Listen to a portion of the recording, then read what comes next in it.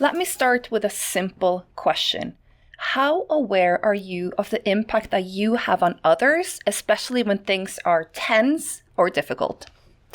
Good leadership starts with self-awareness, noticing how you show up and being able to step into someone else's perspective. Because we often see this, that leaders know what needs to be done, but they miss how their actions actually impact others. Exactly. And when leaders don't notice that in themselves first and then in others, problems don't go away and they keep coming back. Yeah. Leadership looks very rational, right? On paper. It thinks about kind of like setting the strategy, setting priorities, targets, making decisions. But actually, leadership plays out in human moments, in how people react, in change, in how conflicts escalate, in whether feedback actually lands, and how you are able to empathize with others. Exactly. So welcome back to The Leadership Effect. I'm Camilla. And I'm Cathrin. I'm Camilla. I'm Cathrin. Yes, you are. Yes, I am. Today we're talking about something that is very important, putting ourselves in other people's shoe. So that's why I'm staging as Camilla today. Now, we're talking about emotional intelligence. It's not a buzzword. It's not about being nice. It's not about being everyone's friend. It's really practical leadership skills. And Camilla, you said before to me that you actually don't like the term very much of emotional intelligence. Tell me about why you don't like that. Yeah, I know it sounds very controversial. So the underlying skills matters, but what I struggle with is how the term often is used today. Yeah. It's kind of become this catch-all label that sounds good, but it doesn't always mean much in practice. So if you think about emotional intelligence, so this was popularized in the 90s by Daniel Goleman. And he talks about self-awareness, internal motivation, self-regulation, empathy, and social skills. Yeah. But you can weaponize that, right? So for many leaders, it can get reduced to sounding empathetic. So using the right language. I mean, even organizations are doing it today, right? Yeah, I can see that. Or being seen as nice. Yeah. And that I don't like, because that's not the truth. Well, it's easy when things are calm, yeah, but that's not when leadership gets tested, right? No. It gets tested when emotions run high, when decisions are unpopular, and when someone's frustrated or defensive or super disappointed. Yeah, and that is actually when we see the biggest difference in how leaders show up and what good leadership looks like. Is some leaders can talk very well about emotions, but struggle really to stay grounded, fair, and clear when it gets really uncomfortable and when it gets really stressful. And obviously these stressful moments are different for everyone and everyone shows up differently. Yeah, and then you have others who use fewer words, but they consistently show awareness and steadiness and respect under pressure. And the piece about how you handle this under pressure, I want to get back to that, because for me, that is kind of the key of leadership, and especially in today's world where things are changing so fast. Yeah, I really like this way of putting it, Camilla, because it kind of like takes a theory out of it and makes it really practical, because it's not always about having the right words, but it's really how you show up when emotions in the room are really high and when the pressure is really on. Are you able to regulate yourself? And actually that is what people remember. And I always remember one of my favorite quotes from Maya Angelou is, people forget what you say, but people don't forget how you make them feel. I love that. So it's really, again, like when we talk about emotional intelligence in leadership, it's how it shows up when it actually matters. So it's not about avoiding conflict, right? No. It's not about keeping everyone happy. And it's definitely not about turning the team meeting into a group therapy session. Yeah, oh gosh, no. We're not like, no. No, it's about being effective and emotion when emotions are present, because you know what? They always are. Yeah, absolutely. I think it's almost like change, right? emotions are always there, and we are not robots, we are humans, so therefore we have emotions. And a really simple way of putting this is emotional intelligence is about noticing what's going on within you, within others, and then most importantly also how you respond to this rather than just reacting on autopilot. Yeah, and I think this is where many leaders struggle, right? And it's not because they don't care, but it's because no one really taught them how to do it. And when I say that, like, a lot of leaders are promoted based on their technical expertise, right? So they're really good experts, and then they're put into a leadership role, and they might not be giving any leadership training. And because this is not something the everyday person is going to reflect on in terms of the emotional intelligence. So when you're not taught how to do it, then it's more difficult to learn it, right? Yeah, and I think there's also a little bit in our evolution, and we could go now into the whole gender piece as well, right? A lot of leaders used to be men. That was kind of like historically there are more men than women, let's face it, that were leaders. And there was a long time where people men were taught not to show emotions. So therefore it was really difficult for them label emotions, talk about emotions, and then also noticing those triggers in themselves. But I think it became much wider now. Often leaders, and that includes not just men, it includes all of us, leaders, they don't derail because they have a lack of expertise, but because they don't see how their behavior and their emotions react, and emotional reactions affect others. And what I found really interesting, and I've seen that a lot of the time, normally we are able to learn also to regulate our emotions by getting feedback. Now, the more senior you get, I find that actually it's getting more interesting because what you do becomes less clear. People are more afraid to give you feedback and you get more isolated up there on the top, right? And therefore it's much harder to regulate your emotions, to kind of like see what impact your reactions to certain things and situations actually have to other people's, because you don't get that straight feedback anymore. Yeah, exactly. And you're much more visible in an organization. Yeah, so the impact is actually bigger.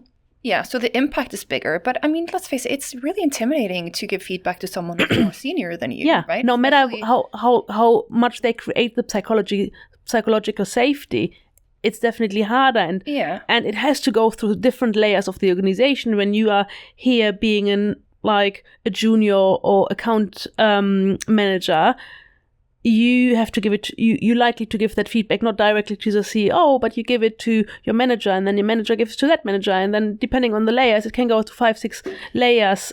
Yeah, it definitely can. So I guess what we're trying to say is that focus on this early if you can, and if not, you can still learn it. Yeah, right? yeah. Definitely. But there needs to be that will to focus on it. You just need to listen then to other things like the employee opinion survey and so on and so forth. Read class.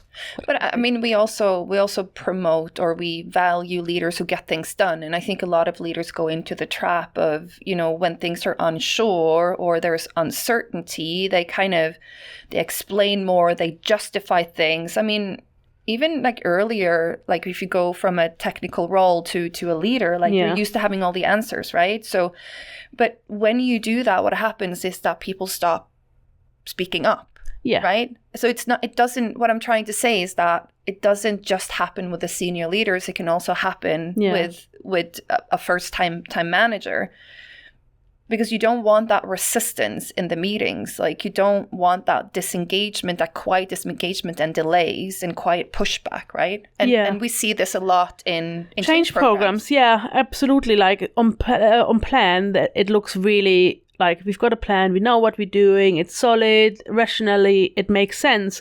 But what leaders then often underestimate, and we talked in our other episode around leading through uncertainty, is the emotional impact change has on the people, like the uncertainty, loss of control, fear of failure. That all has a huge amount of impact on how people react. And when those emotions are actually acknowledged, or then performance is much easier to pick up rather than if it's not. Because, people become even more hesitant. Yeah. So we're saying that there is a value in building these skills. Yeah. They might sound like soft skills, but they will help you navigate the organization easier, like get your team engaged and to perform. So I guess the big question then is how do they build these skills, right? Yeah. And everything starts by leading yourself. Yeah. And for those of you who might gone through a leadership training, you will have noticed there's always a big section around leading yourself or creating self-awareness. And that is not by accident. No, it's not. I mean, and it's just leading yourself is just part of leadership. Like, again, it's not like this soft skill. And what a lot of leaders are good at is reading others. But they don't pay that much attention to what's going on inside of them. Yeah, right? Exactly. And a simple, powerful question is what happens to you or to me, if you ask your question yourself, is when things are tough.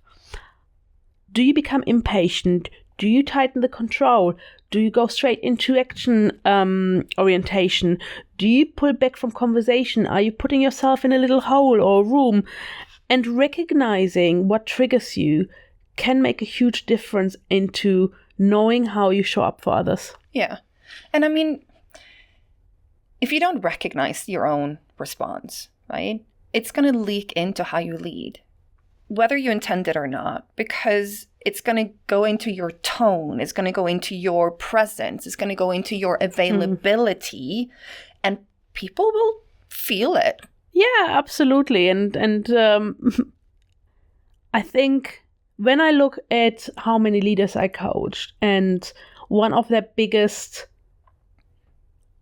I don't want to call it issue because it's not an issue, but it's an issue, but things to focus on. Yeah, things to focus on is basically that they're overestimating their self-awareness. And you can see that often when you do 360 feedback or any other personality assessment.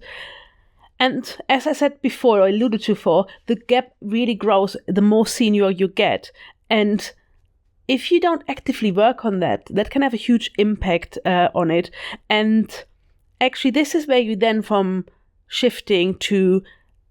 leading yourself to leading others and why it actually matters. If you're not aware how you come across, it's very hard to lead people, and especially in emotionally charged moments. Yeah, exactly. And we are going to touch on some very practical ways how you can build those skills. But before we do, I do want to kind of touch on some examples to bring it a little bit to light, what you're talking about, because what often goes wrong, it can be what you say, but it can also be how you say it. And especially under pressure, because you're more on autopilot, like you have less distance to be able to think before you react, right? So you had a really good example from the other day. Yeah, I was talking with a leader who struggled with managing someone who wasn't really performing very well. And I think there was a really stressful moment. He came just out of a meeting that was very highly emotional, in the sense of he was put under a lot of pressure from the leader on top of where some of the results were. So he went into the conversation with his employee, and they were talking about a report what was done. The detail doesn't really matter, but he was just saying like, oh, this is not good enough. We really talked about this before. So he came then afterwards to me and said like, my intention was really kind of like to raise the standards, but I don't think that is how it landed. And I can see how frustrated I was, first with the employee, but I also carried some emotion from my previous meeting. And he had enough self-awareness to recognize that. But he also didn't really know what to do about it because it happened, and he didn't want to kind of like backtrack.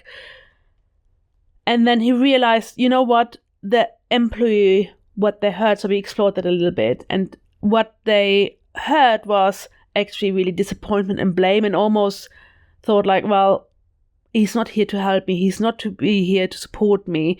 And that employee then almost did a bit of quiet quitting. He became really disengaged, didn't contribute any ideas, avoided any risk taking, and basically they stayed the minimum amount of work. Yeah. And I think a lot of leaders can probably relate to it, to that situation where you say something and it's not really what you intended to say, or is not how you said it. And I've seen a leader handle like a similar type of situation very differently with like, hey, I want to talk about what's not working here, but before we do, can you help me understand what got in the way? And the expectations were the same, and the issue it was still addressed, so it didn't stay the same, but the leader showed more curiosity and respect, and the conversation kind of opened up a little bit. So the employee handled or reacted very differently to your example, because instead of quiet quitting and kind of, being disengaged, took responsibility and really was motivated to improve. And but that's a good example of what you say. Yeah. So if I use the exact quote that this manager used in how you say it, if I'd come into you, Cathrin, and said, I want to talk to you about what's not working here. But before we do, can you help me understand what got in the way? You have a much more aggressive, defensive. I get quite defensive, so you're going to be right? Like, oh, wow, what's going on? Yeah. So I'm not showing curiosity. I'm really saying you did something wrong, right? No, exactly. You want to elicit some of the response and be open and get them to think differently about things. Exactly. And to be fair, we see the same way show up in change. So there's one way to say this is a decision, let's move on. Now, you don't really acknowledge everyone's emotions, that everyone is in a different place. So you get very different response as if you are very empathetic. And I think you described it in a different podcast as well, where we talked about change.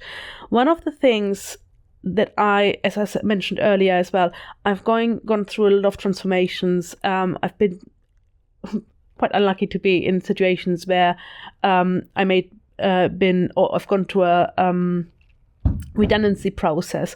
Now, one particular stick in my mind where I thought why did that leader have such a lack of emotional intelligence, how they delivered the news to the people. And they were basically like when you're going through the process, you read a script through to see kind of how the process is handled and how the redundancy is handled and what to expect. And this leader, they basically sat in front of the screen. You could basically see that, and she read from the script.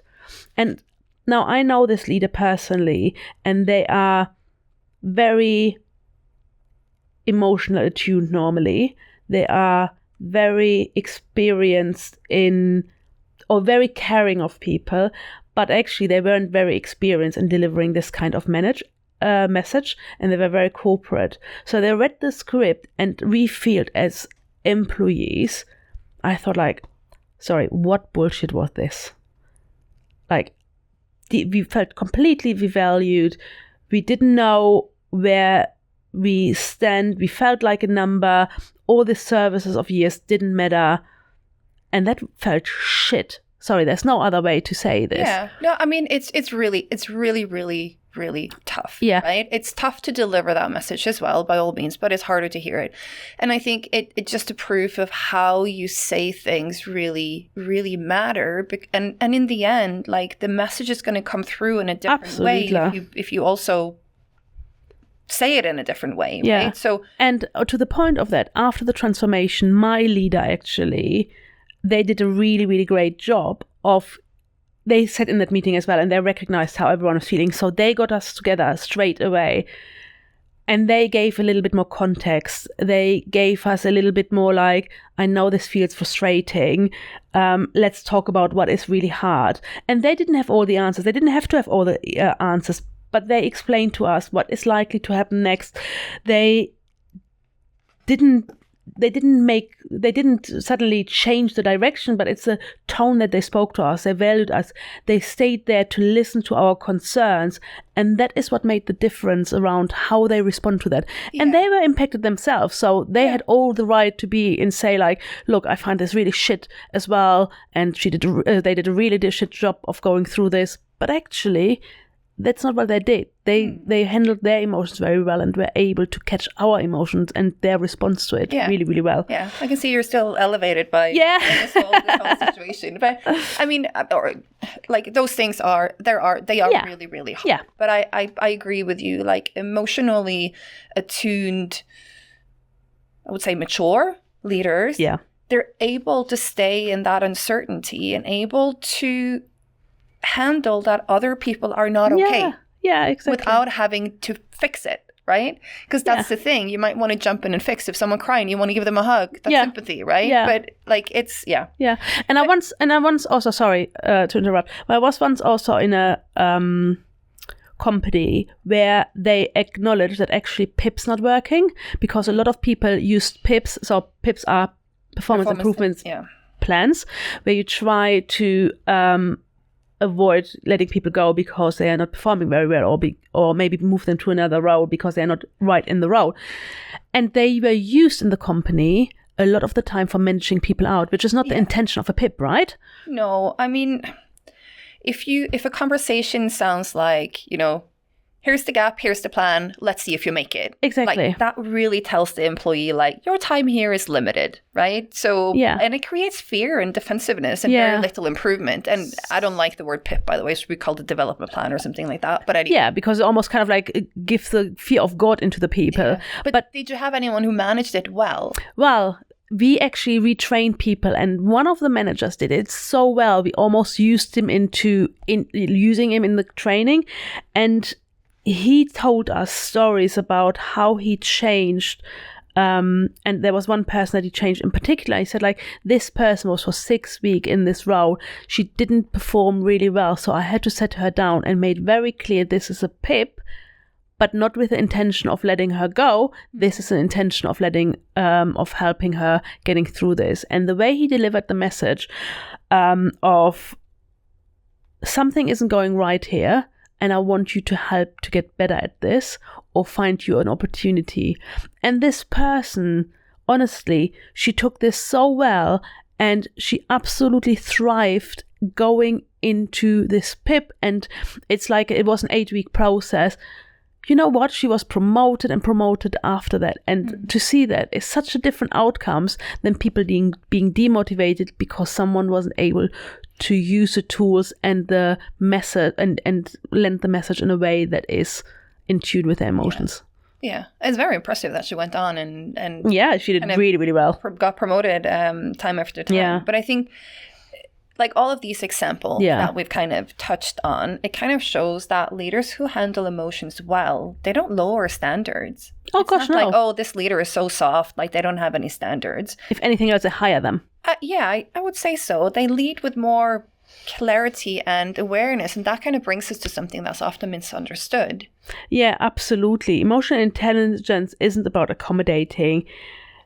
Leaders actually can say things like, I know this feels frustrating and this is still the direction we are going through, but actually creating that kind of like empathy, that is actually also what creates trust and clarity.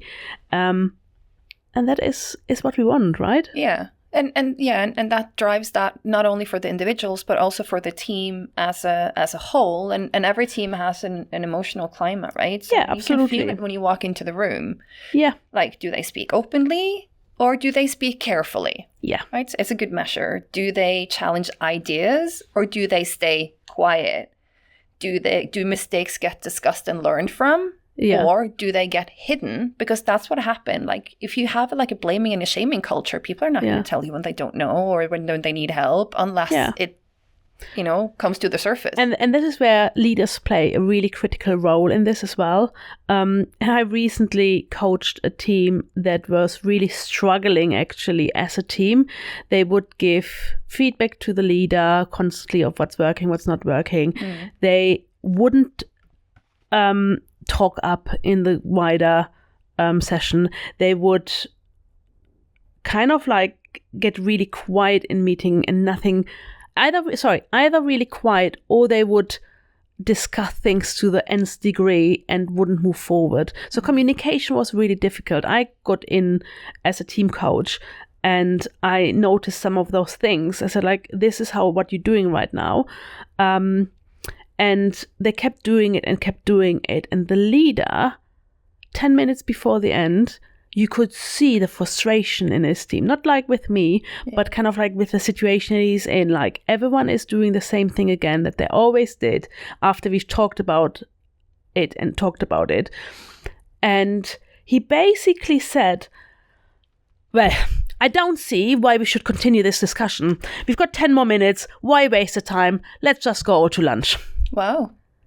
And that's what I said. And I said, like, okay, there's no point like going into this emotion right now. But I called him in the afternoon and I said, like, what just happened?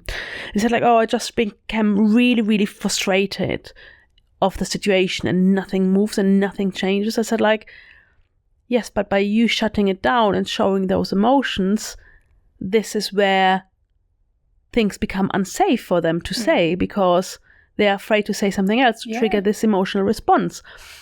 And he saw it as clearly and really worked hard on himself. And the next meeting actually was much better in that sense. But still work in progress. I'm not going to lie. But in general, I mean, people are going to make mistakes, right? And I think we've mentioned this in a previous episodes. But as a leader, you'll make mistake on mistake.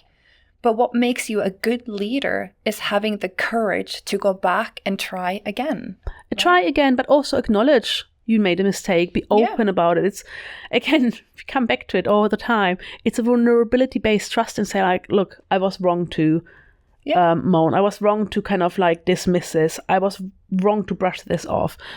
I did a mistake. Like, we're humans, right? Yeah. And you might think like, oh, these small things don't matter, but over time, all of those small signals add up. Yeah. So if people repeatedly feel ignored, unsafe, blamed, that becomes the culture. Yeah. But if they feel listened to, they feel challenged fairly, they feel supported, that becomes the culture too. Yeah. So culture at its core is kind of behavior repeated over time, and all of those behaviors are going to have an emotional component to it, right? So basically culture at its core is emotions repeated over time. Yeah, and if emotional intelligence is used really, really well, then actually that creates trust and performance will thrive. But... Yes. But there's also traps. Yeah, exactly. When emotional intelligence is misused, one of the biggest traps is avoiding the hard conversations in the name of empathy. Leaders want to be supportive. Leaders want to be their friends. I mean, as humans, we want to be liked. So what sometimes happens is in difficult conversation is that we actually soften the message. So instead of saying as it is, or having actually the conversation, we delay it, or we be really fluffy about it. And while in the short term it might feel you better, in the long term it has a huge detrimental effect, and it creates confusion. It creates frustration, not just with the individual, but also with the rest of the team potentially, because expectations are staying unclear. And that is kind of like where emotional intelligence is not about avoiding the conversation or with being empathetic. It's about actually having it. Yeah, no, definitely. It's about having it. And another trap is kind of oversharing your emotions without holding boundaries. And it's like the example that you said, that your leader in the organizational change, after hearing that, someone reading that script, easily could have come and shared emotions Yeah, but it's not helpful at that point. When it's helpful and when not. Exactly. So like venting your own stress or frustration without thinking about the consequences is not. Yeah. So there's a quote from, I think it's Nancy McWilliams, and she's a psychologist, and she used this quote for something totally different, but it's kind of being close enough to feel, but distant enough to think. Because when you do that, it's easier to monitor the transference going on in the room. Because when you feel something, I can feel it, and I need to separate whether it's my feelings or yours. Yeah. Right? You know what? A little bit off topic, but having a dog really helps you to do that. So I've got a little bit of a reactive dog, and I'm always really aware that he can... he notices my emotions, and he's a very sensitive dog anyway. So when Charlie kind of like, when we see another dog coming across us, I'm always really careful how I show my emotions and how I do, because he can smell my emotion, and that is not even that is a true thing. So I'm really trying to be like, yay, and good. This is not a danger, the other dog. It's just a little dachshund. He won't do anything to you, little man. Yeah, and so I'm really super trying to be aware. Yeah. Doesn't happen all the time, but, Yeah. It's not, don't shut down your emotions. No. It's just figure out what's yours and what's theirs and how you want to show up, right? It's kind of being conscious of your behaviors. Yeah, exactly. Sorry, little side story. Yeah, and then we have a third trap, and that's kind of using caring behavior without changing caring language, without changing your behavior. Yeah. And that's kind of saying the right things. And that's kind of a little bit what I meant about weaponizing, emotional intelligence earlier today. But it's about saying all the right things, but then you're still interrupting people, or you're ignoring feedback, or you're not following up, or you're being overly political. So you're saying different things to different people and things like that. And you know what? If people catch you in this, they're going to stop listening to your words. And they're going to judge you for what you actually do. Yeah, it's walking the talk thing, isn't it? Like you then lose your integrity, you lose your credibility, and people won't trust you anymore. No, they won't. And that's why emotional intelligence, it's not really about sounding caring. It's about acting with awareness. It's about, consistency. And it's about having that courage to keep showing up, right? Yeah. And especially when things are uncomfortable. Yeah. So that almost leads us to the next question. What actually can we do to build emotional intelligence? And I know we alluded to it earlier as well. The good news, it is learnable, it is practicable. We've seen leaders make real progress when they're actually focusing on their emotions, when they're not afraid to show their emotions in a way, but also when they become aware of how their actions actually land. Not by trying to be nicer, not by trying to be calmer, but really to practice specific behaviors. Yeah, exactly. And I think this is really key. So it's practicing behaviors. It's not about reading a book. It's not about reading an article. It's really about that everyday practice. And it really starts by reflecting on, how do I show up when things are tough? Like, what's my emotional stress response? And you can use specific situations for that. For example, a difficult situation, or you need to announce a change, or you have a difficult stakeholder, or just someone in your team who drains your energy, right? So how do you handle that? Reflect afterwards. And then, you might have blind spots. So if you have some trusted colleagues or friends or family members, like, ask them, how do I show up under stress? What things are coming out? Because that can give you extra, input and information that you then can use. And if you are someone who has got a big ego or who doesn't show the vulnerability, that can be really hard to get out of your comfort zone and actually ask people like, oh, how do I show up? Or how did this message land when I spoke to my team? Because let's face it, it's really hard.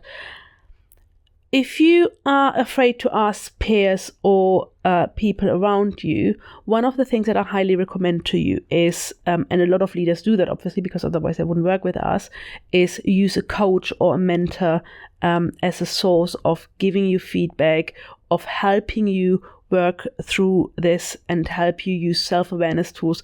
We always mentioned before using personality assessments that can help you kind of like find out what your blind spots are, what are your triggers, where you go really good at, and how you can use your strengths to become even stronger.